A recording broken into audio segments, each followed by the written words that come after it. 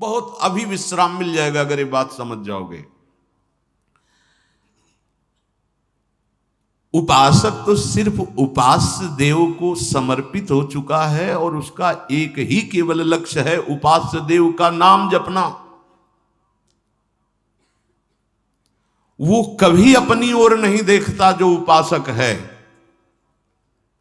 इतना अच्छा आनंद अनुभव हुआ इस बात के चिंतन से कि हम लोग कहां फंस जाते हैं, कैसे हम लोग शरणागत हैं कि अपनी शरणागति का विस्मरण करके हम अहम की धरा में विचरण करने लगते हैं। बिल्कुल बिल्कुल अक्षर अक्षर मान लेना, वृंदावन में बैठे हो निश्चिंत हो जाओगे, निश्चिंत। ये इसलिए बार बार पुलकन के साथ की जैसे स्वाद लेकर खाया गया हो, फिर तो होता है ए तुम चिंता न करो, हमने पा के देखा है, बहुत स्वास्थ्यवर्धक है और बहुत स्वादिष्ट है। अपनी ओर देखना, अपनी चिंता करना और समर्पण का भाव दिखाना, क्या ये नाटक या दंभ नहीं है? बहुत सुलझ कर यही हमारा जीवन है। जब से श्री जी की कृपा हुई, महादेव जी की कृपा से श्री जी, और जब श्री जी की कृपा हुई तब ये जीवन जागृत हुआ। ये पहले नहीं था।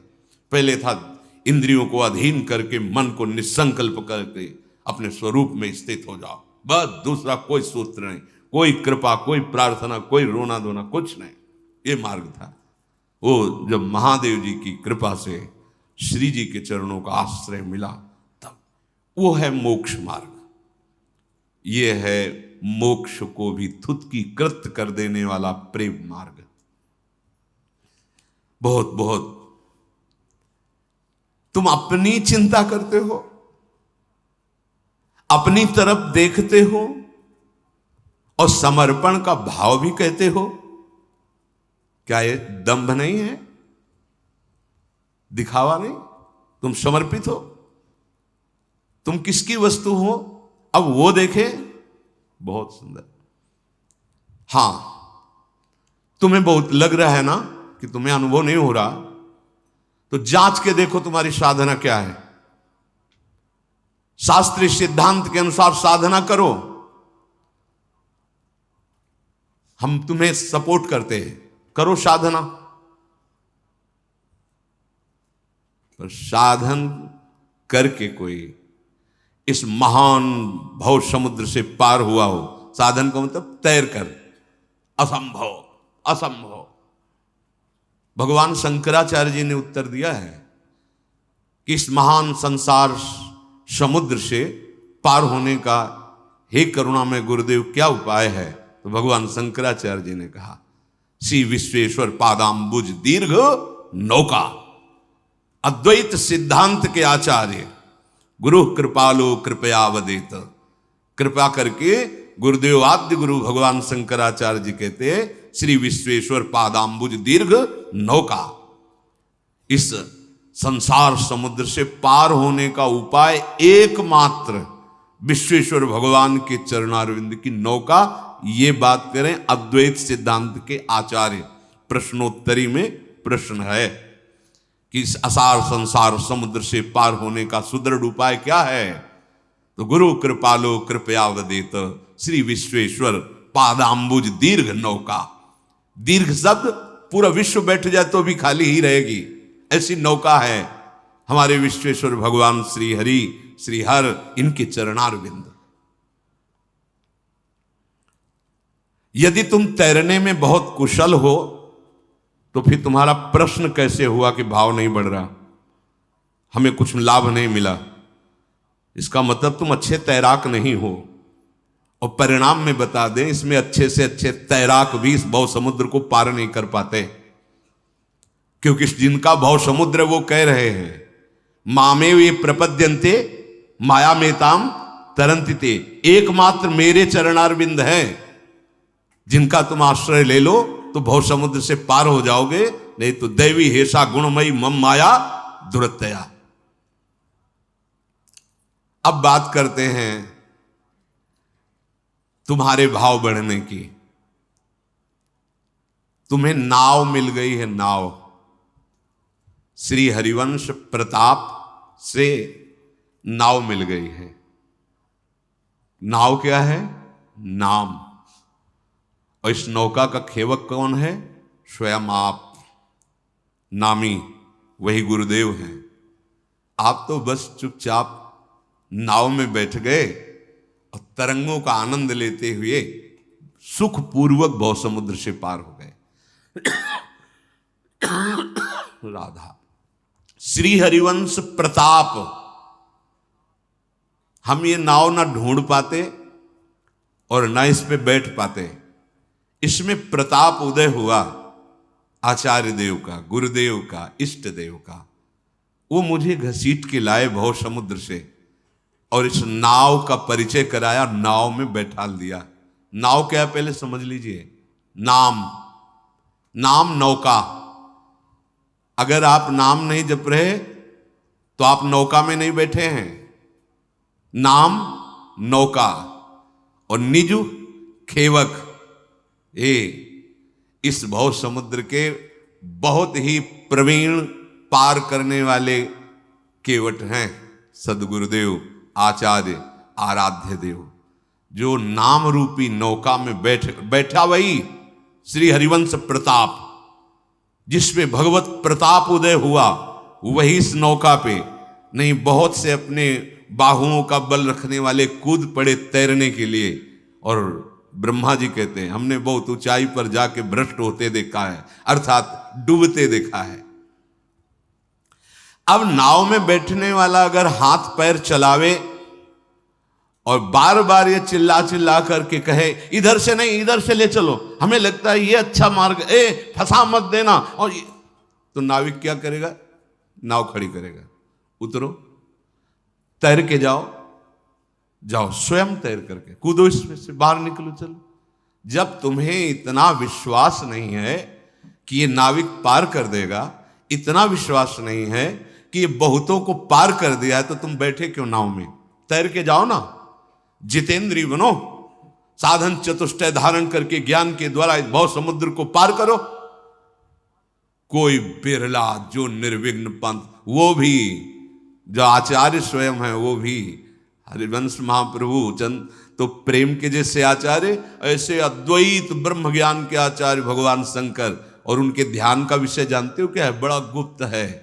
अपने सखाओं के साथ भगवान जो वन में बाल भोग पा रहे हैं ना, वो भगवान शंकर के ध्यान का विषय है, भगवान शंकराचार्य के ध्यान का विषय।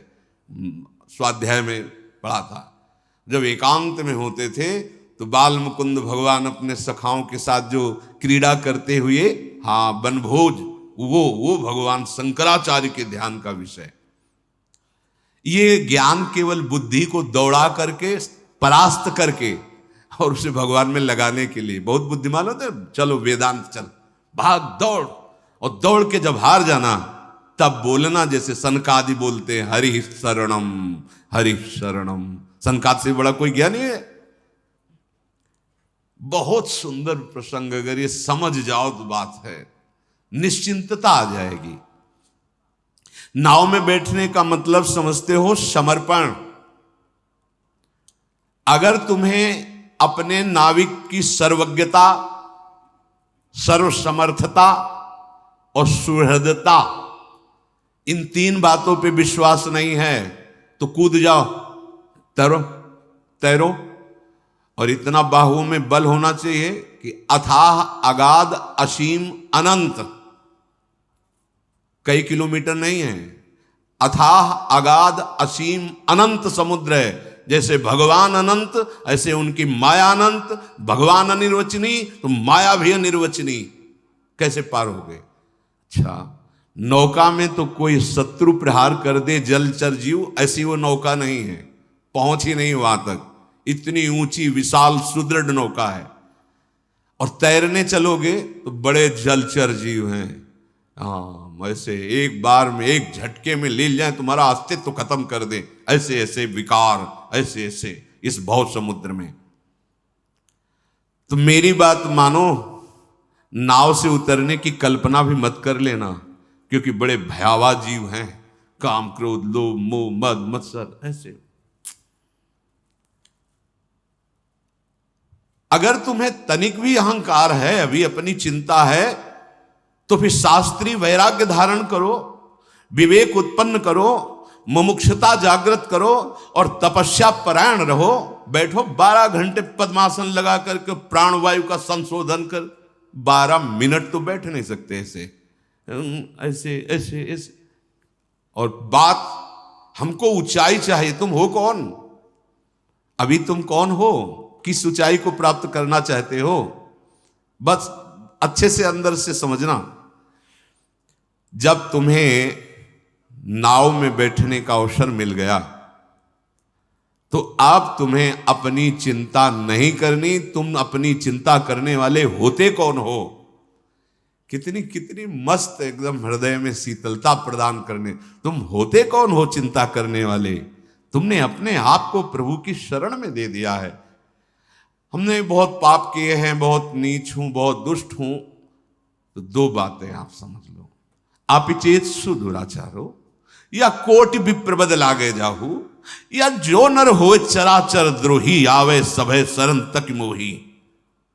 इतने बड़े तो नहीं हो ना, तुम बुराई में भी इतने बड़े नहीं हो। जो नर होए चराचर द्रोही, अभी जानते नहीं चराचर कितना है, तो द्रोह किससे कर पाओगे। कोटि विप्रबद लागे जाहू और अपि चेत सुदुराचारो। घबरा क्यों रहे हो? चिंता क्यों कर रहे हो? अब तुम नाव पे बैठ गए हो, भगवद आश्रित हो गए हो। तुम आज से अपने आप को अपने आराध्य देव के चरणों में पूरा का पूरा समर्पित कर दो। छोड़ दो अपना भार उनके ऊपर। ये तर्क वितर्क वाली बातें नहीं है। तर्क वितर्क तो फिर वेदांत से बात करना। ये बैठने की बात है, विश्राम की बात है। अब पायो परम विश्राम, राम समान प्रभु नाही कहूं। अब विश्राम की बात हो रही है। आप अपने को असमर्थ मानते हो या प्रभु को असमर्थ मानते हो? विचार करके देखो तो निर्णय यही निकलेगा कि असमर्थ तो हम ही हैं। तो फिर उनकी समर्थता पर संदेह कैसा है? जब वो कह रहे हैं अपिचेत सुदुराचारों को भी हम महात्मा बना देंगे, कह रहे हैं जो नर चराचर का द्रोह करने वाला उसको भी करो सद्य ते साधु समाना, तो उनकी सामर्थ्य पर तुम्हें विश्वास नहीं है क्या? यह तुम्हें अपनी सामर्थ्य पर विश्वास है? सामर्थ्य पे तो कूदो, फिर प्रश्न नहीं बनता कि मेरा भाव नहीं बढ़ रहा। तुम देखो ना, तुम्हारा भाव क्यों नहीं बढ़ रहा? तुम देखो किससे प्रश्न कर रहे हो? बोले भगवान से। हाँ, तो उनके आश्रित हुए। जब आश्रित हो गए तो प्रश्न कैसा बनता है? अब वो क्या भाव लगा कि तुम्हें खरीदे, ये उनकी बात है। रूपलाल हितांत बिकानी, दोनों बातें नहीं चलेंगे। भक्ति योग बहुत प्रकार के प्रेमों का अनुभव कराने वाला है। दास्य भाव, सख्य भाव, कांता भाव आदि आदि। पहली बात, तुम असमर्थ हो या भगवान असमर्थ हैं? निर्णय करो। बोले नहीं, असमर्थ तो हम ही हैं, समर्थ भगवान है। ठीक है, तो तुम अपना हित जानते हो या भगवान तुम्हारा हित जानते हैं? तुम्हारा परम कल्याण, परम हित किसमें है, ये तुम जानते हो क्या? अगर जानते होते तो अब तक पा गए होते। बोले नहीं जानते, हम तो जिसमें अपना हित समझते हैं उसमें घोर हित हो जाता है। संसार के वैभव में हित समझते हैं, संसार के प्रेम में, प्यार में हित समझते हैं, लेकिन हो जाता है बड़ा अनर्थ। इसका मतलब हमारा समझदारी जो है वो अभी बेसमझ ही है।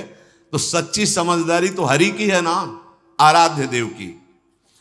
उनकी समर्थता सिद्ध है और उनकी समझदारी, सर्वज्ञता सिद्ध है।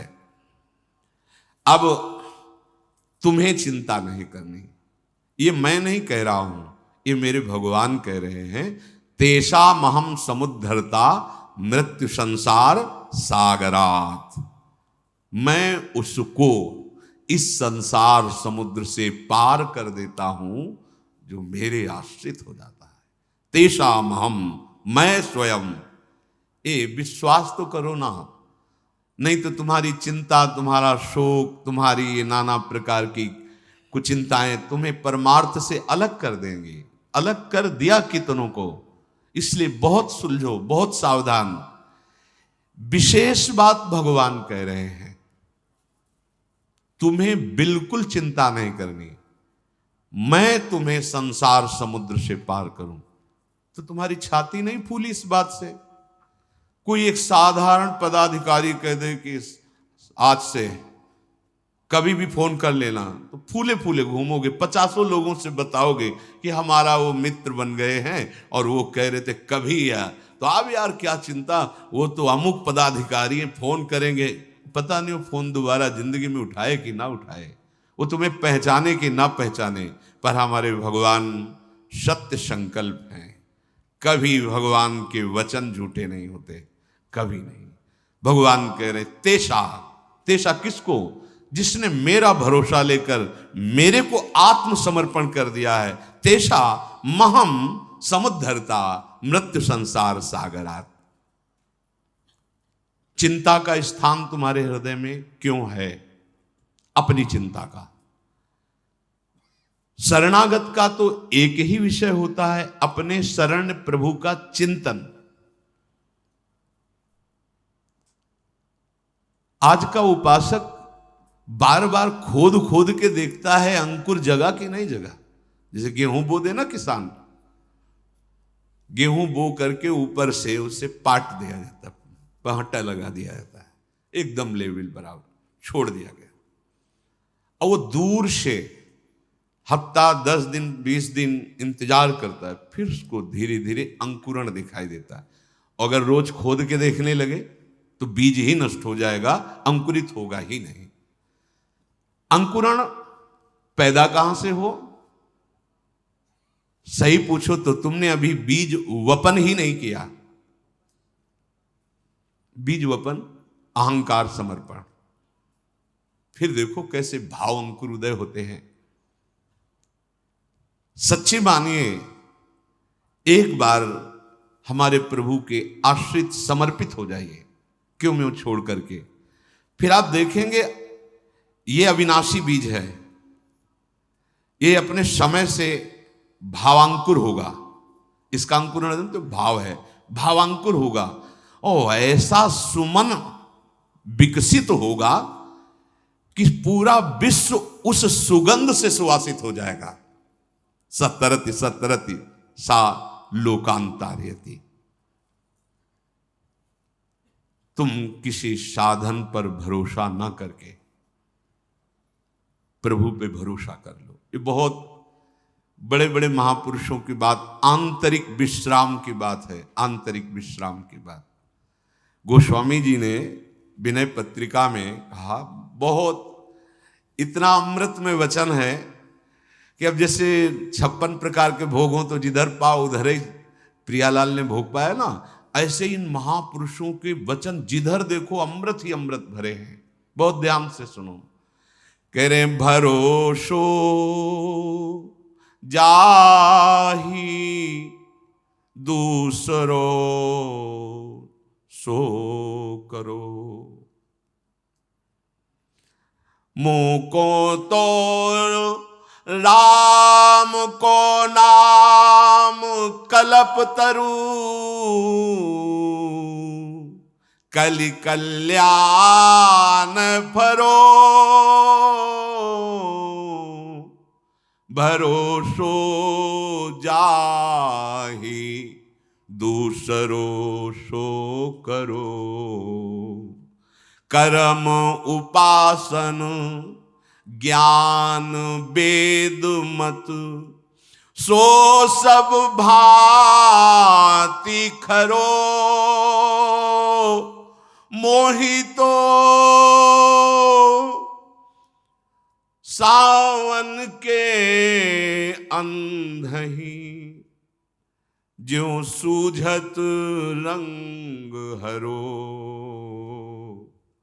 भरोसो जाहि दूसरो सो करो। गोस्वामी जी कह रहे हैं कि तुम्हें अगर प्रभु से बढ़कर कुछ और लग रहा है तो तुम करो भरोसा। जैसे महाप्रभु हरिवंश चंद्र जी कह रहे हैं कि मेरे प्राणनाथ श्री श्यामा शपथ करो तन छिए, राहो को काहो मने दिए। तुम्हारा जहां मन चाहे अपने मन को लगा लो भाई, स्वतंत्रता मिली है मानव जीवन में। विषय में लगा लो, पद प्रतिष्ठा में, नाना प्रकार के विकारों में, या और कहीं उपासना में। लेकिन मेरे प्राणनाथ श्री श्यामा शपथ करो, गोस्वामी जी भी इस पद में आखिरी में शपथ करके कहते हैं। गोस्वामी जी कह रहे जिसको दूसरा कोई दिखाई दे रहा हो ऐसा, नहीं है दूसरा कोई। हम आपको हृदय की बात कहते हैं, ऐसा स्वामी कोई नहीं। अगर कोई शिकायत कर देना कि आपका यह सेवक ऐसे निकृष्ट आचरण कर रहा था, तो जांच करने का भी मन उस स्वामी को नहीं होता और दंड देने के लिए तैयार हो जाता है, और विनय करने पर भी, ना सुनने पर उसका त्याग कर देता है। प्रायः ऐसे स्वामी बहुत ही पाए गए हैं। लेकिन ऐसे स्वामी कि जिनको जांच करने की बात क्या स्वयं देख रहे हैं, स्वयं देख रहे हैं कि हम उनकी आज्ञा के विरुद्ध चलते हैं, स्वयं देख रहे हैं कि हम उनकी अवहेलना करते हैं, पर वो कभी नेक हो न रिस्क कहूं, भूल हो न हो सकी। त्याग की तो बात जाने दो, कोई शिकायत भी उनसे करे तो वो सुन नहीं सकते अपने जन की शिकायत। जन अवगुण प्रभु मान न काऊ, ऐसे ऐसे स्वामी कहीं होंगे। बड़ा दुर्भाग्य होगा यदि ऐसे स्वामी का त्याग करके किसी और को स्वामी माने। नहीं,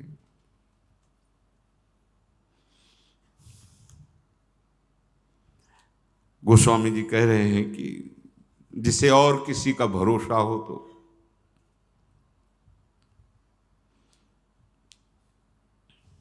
अपने हृदय को देखा जाए और प्रभु की कृपा को देखा जाए।